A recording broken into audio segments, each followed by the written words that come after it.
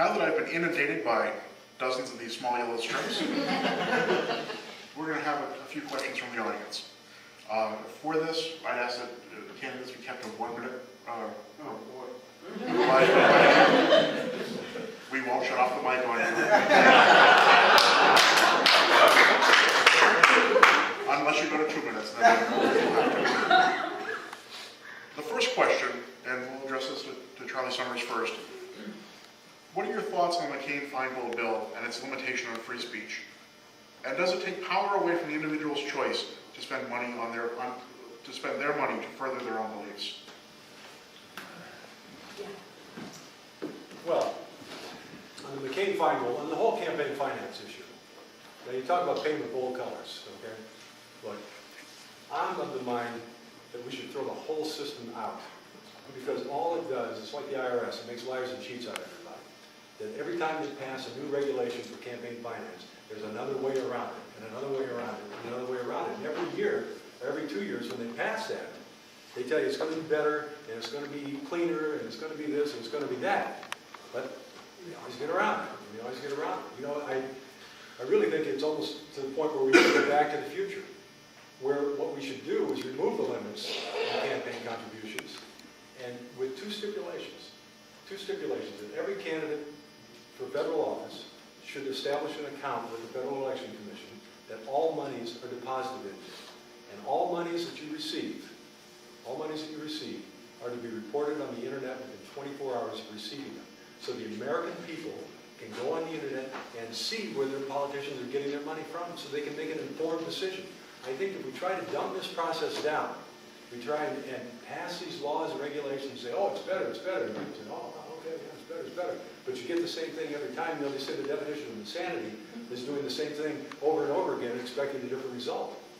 I think we need to step out of the box on this, and we need to remove these barriers, because it is partially about free speech, but it's about educating yourself. It's about engaging in the process. It's about, you know, learning who your politicians are getting their money from. And if you open that up, if you give the light of day on this and let people make that decision, then I think it will be truly a free and open and honest process.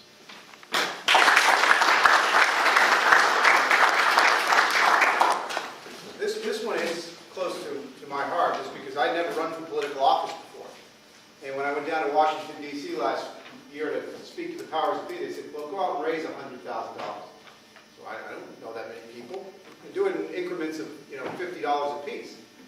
And think about that. This is where career politicians, quite frankly, have a monopoly on the system. If you've been in office for some time, or you've been in government for some time, guess what? You've got all these lists. And you know, point, click, and all of a sudden you're raising a lot of money. You know, Ken Burns, the esteemed congressional historian, said the United States Congress is supposed to look and feel like the district. That's part where I guess I disagree with Mr. Summers, is that it's supposed to be farmers and fishermen, you know, business owners and doctors and teachers. There's a reason why it's only a 2-year term. They don't want you to lose that common touch with the people.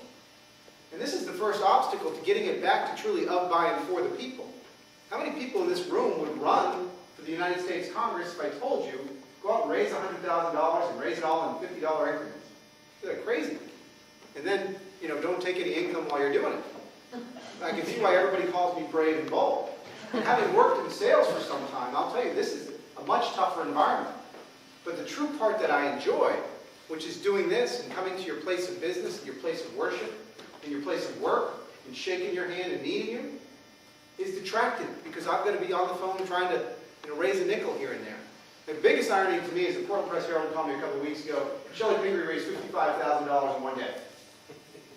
And I said, well, I didn't raise that the entire last quarter. But what does it tell you when a Republican is out here on an 80-degree day, when we had a couple weeks ago, going door to door and business to business, trying to earn it the old-fashioned way, and the Democrats are point, click, $55,000. And she's going to try to win this race on TV. That's why. I'm going to try to win this race coming to you, meeting you in your homes, in your works, in your work, and place of worship. Thank you very much.